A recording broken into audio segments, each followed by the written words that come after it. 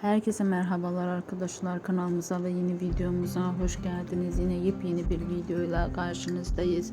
Yakışıklı oyuncu Burak Özçivit ve onun partneri Neslihan Atagül'den çok güzel fotoğraflar geldi.